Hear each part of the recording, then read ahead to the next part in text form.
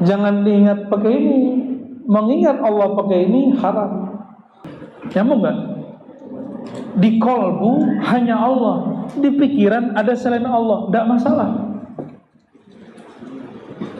Ya, jadi bisa memisahkan ini. Ini bukan pembenaran tidak khusyuk lah ya. Ini menjelaskan kenapa sudah ngaji lama, sudah zikir macam-macam, kok pikiran masih kemana-mana. Mengingat Allah tidak boleh pakai ini, stres nanti. Itulah muncul orang belajar zikir sesat.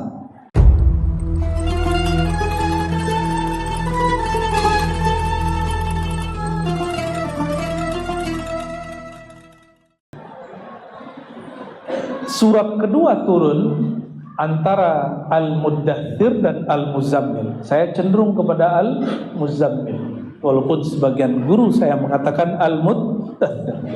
Al-Muzammil itu artinya yang berselimut. Kenapa saya katakan begitu? Karena dalam hadis Nabi Muhammad SAW disebutkan beliau setelah dapat wahyu pertama, ya, lalu kemudian sering kalau datang halnya itu, datang wahyu, beliau mengatakan zammiluni, zammiluni, zammala yuzammilu, zammiluni. Maka orangnya disebut muzammil, orang yang berselimut. Itu salah satu nama baginda Nabi Muhammad SAW. Jadi Al-Muzammil itu nama Nabi SAW. Maka orang-orang tertentu kalau baca surat Al-Muzammil, ya, dia baca kemudian Sallallahu Alaihi Muhammad. Ya. Kan perintah di situ, qumil laila illa qalila, bangunlah malam hari meskipun sedikit. Terus di ayat ke-8-nya, ayat 8-nya, setelah qara'a baru zakara, setelah menghimpun baru zikir. Jadi ternyata lain menghimpun dengan menzikir. Wadhkurisma rabbika wa tabattal ilaihi tabtila. Ayat ke-8-nya tuh. Nanti silakan dilihat di rumah ya. Surat Al-Muzammil ayat ke-8. Saya tidak pakai tafsir Isy'ari, nggak perlu. Tafsir Sufi nggak perlu. Cukup pakai tafsir yang ada. Ibnu Katsir, Tabari, Qurtubi, bacaan-bacaan kita itu. Fakhruddin Ar-Razi. Apa kata beliau? Wadhkurisma rabbik, sebutlah nama Rabbmu. Sebutlah nama Rabbmu, penciptamu. Siapa nama penciptamu? Itu terjemahan satu. Zikir itu maknanya menyebut. Yang kedua maknanya mengingat. Kalau sebut Allah, subhanallah, subhanallah, itu nyebut. Ingat gak dia? Bisa ingat gak yang disebut namanya? Pasti lupa semua. Ya. Yang punya nama itu ingat gak? Jangan diingat pakai ini. Mengingat Allah pakai ini haram. Mengingat Allah tidak boleh pakai ini, stres nanti. Itulah muncul orang belajar zikir sesat. Karena ingat Allah pakai otak. Otak tidak sanggup. Otak mikirin keluarga aja udah pusing. Konflik di tempat kerja aja udah pusing.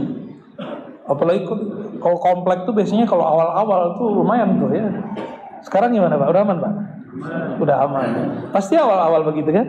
Sama ya. Tempat kita juga begitu. Ya. Ada yang lapor-lapor polisi juga. Ya. Itu sampai begitu. Ya. Biasa itu. Lagi pemetaan deh. Jadi mikirin problem duniawi pakai ini udah pusing. Antum mau mikirin zat yang ada sebelum dunia, tidak sanggup kita. Inilah sekalian belajar akidah Ahlussunnah nih. Ya. Allah itu menyebut dirinya laisa kamitslihi syai' dalam surat Asy-Syura ayat 11 di pertengahan ayat. Tidak ada yang serupa dengannya sesuatu pun. Sedangkan akal ini, otak ini, dia punya rumus, hanya mampu memikirkan sesuatu yang ada bandingannya. Allah ada bandingannya enggak? Ada analognya. Allah bisa dianalogkan? Tidak bisa. Lam yakun lahu kufuwan ahad. Tidak ada baginya tandingan yang setara. Semua sifat nama Allah itu Allah pantulkan dalam seorang diri, namanya Sayyidina Muhammad SAW. Jangankan kepada Allah, mirip dengan pantulannya pun gak ada. Pantulan itu bahasa Arabnya tajalli. Allah bertajalli. Ini baru kajian tasawufnya. Allah itu supaya dikenal, maka Allah memantulkan semua sifat dan namanya dalam diri sang baginda Nabi Muhammad sallallahu alaihi wasallam. Makanya Nabi Muhammad sallallahu alaihi wasallam disebut Ar-Rahim, wa bil mu'minina raufur. Itu sifat nama Allah, tapi disebut sebagai nama baginda Nabi Muhammad sallallahu alaihi wasallam. Itu dahsyat beliau. Nama Allah jadi namanya. Itu cuma Nabi Muhammad SAW. Nabi-nabi yang lain enggak. Hanya Nabi Muhammad yang disebut Rahim, disebut Rahum. Nabi yang lain tidak. Nabi yang lain yang paling tinggi Nabi Ibrahim, Nabi Nuh, Nabi Musa, Nabi Isa. Nabi Nuh disebut di Quran abdan syakura, hamba yang bersyukur. Tidak sampai rahimah. Kenapa? Dia masih mendoakan umatnya hancur binasa. Ini baru ngurusin masyarakat sedikit sudah main kutuk-kutuk kan kita. Maka kita ini belum layak disebut rahim. Rasulullah SAW dilempar, dilukai. Itu kan mirip seperti hari ini.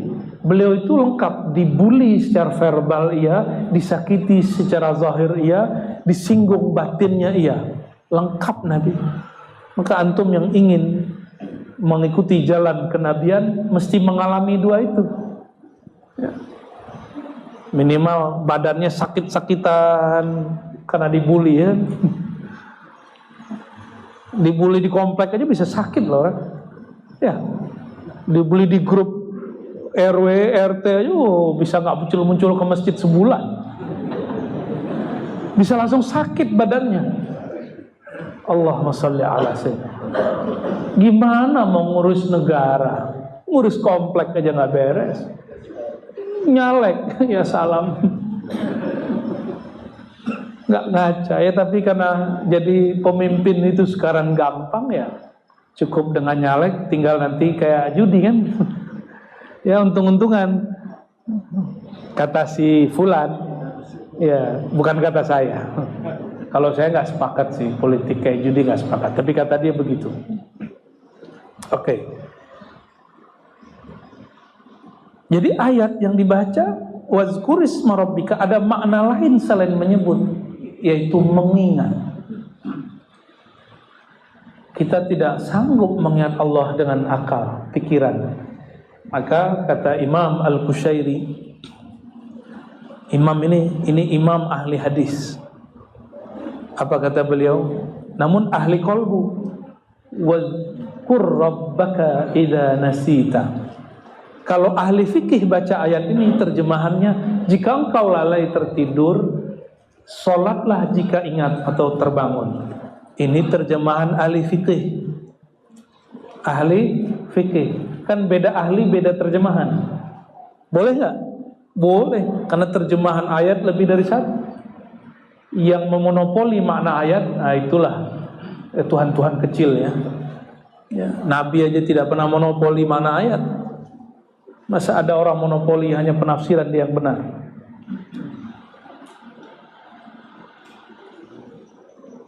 Wazkur rabbaka idza nasita. Ingatlah Allah jika engkau telah lupa selain Allah. Itu maknanya. Kapan engkau disebut ingat Allah? Jika engkau lupa kepada selain Allah. Nah, proses mencapai lupa kepada selain Allah, itulah yang disebut thariqah. Jadi kenapa orang perlu berthariqah? Supaya dia lupa kepada jalan selain jalan Allah. Dengan apa? Tolong diingat tadi, zikir bukan dengan pikiran. Zikir dengan apa tadi? Berarti kolbunya melupakan selain Allah, pikirannya boleh. Maka sholat tidak batal kalaupun bapak-bapak ini kepikiran yang lain. Itu rahasianya. Nyambung gak? Di kolbu hanya Allah, di pikiran ada selain Allah, tidak masalah. Ya, jadi bisa memisahkan ini. Ini bukan pembenaran tidak khusyuk lah ya. Ini menjelaskan kenapa sudah ngaji lama, sudah zikir macam-macam, kok pikiran masih kemana-mana. Karena memang beda. Ini maunya ke bumi, ke dunia, sedang ini maunya ke langit. Tarik menarik dia. Ya. Tapi kalau Imam Ghazali ketat sekali beliau. Sholat tidak diterima jika tidak khusyuk, bukan tidak sah. Jadi salah orang kalau mengatakan Imam Ghazali memasukkan khusyuk ke dalam rukun sholat, itu keliru. Enggak masuk. Imam Ghazali enggak pernah begitu. Imam Ghazali memasukkan khusyuk kepada bab syartul qabul, syarat atau rukun diterimanya sholat, bukan rukun sah sholat, bukan syarat sah sholat, itu lain. Ya, nanti stres semua nih jemaah. Ustadz aja belum tentu khusyuk. Kusut maya. Ya, berapa banyak khotib habis turun dari mimbar jadi makmum atau jadi imam, kepikiran yang dia khutbah, kepikiran. Nah, yang penting tidak masuk ke dalam qalbu. Jadi fikir terhadap alam dunia, sedangkan qalbu zikir kepada pemilik dunia. Ini juga jawaban kepada beberapa teknik-teknik berzikir. Jadi ada orang bertanya kepada saya, Ustadz, bolehkah kita ingat guru sebelum zikir, atau di saat zikir, atau setelah zikir? Saya tanya, ingatnya pakai apa? Pakai ini atau pakai ini? Kalau pakai ini boleh, kalau ini jangan. Jangankan guru, istrimu pun boleh. Ya, yang penting jangan istri orang lain. Ya, itu lain cerita dah. Jadi ingat dengan fikir di dalam ibadah, ya kita sebut mungkin kepikiran. Itu tidak ada masalah, itu normal. Yang penting kolbunya merasa dipandang oleh Allah Subhanahu wa ta'ala. Itulah zikirnya kolbu. Sudah mulai ketemu polanya, ya. Maka jika disebut wadhkurisma rabbik, sebutlah nama Rabbmu, ingatlah nama Rabbmu, sebut dengan lisan, ingat dengan kolbu, rasakan dengan ruh. Nah, ini satu lagi, ruhani merasakan. Rasa ini tidak dapat digambarkan. Kalau saya sebut malam pertama indah, kalau indah biasanya pemandangan, bukan? Jadi ibarat itu akan menjebak rasa. Rasa itu lebih luas dari kata-kata. Orang lagi kasmaran, jatuh cinta, yang jomblo-jomblo nih, atau ada yang mau jomblo lagi? Ketika dia jatuh cinta, dunia terasa indah. Padahal dia lagi dalam WC, dalam toilet. Ternyata yang indah pikirannya.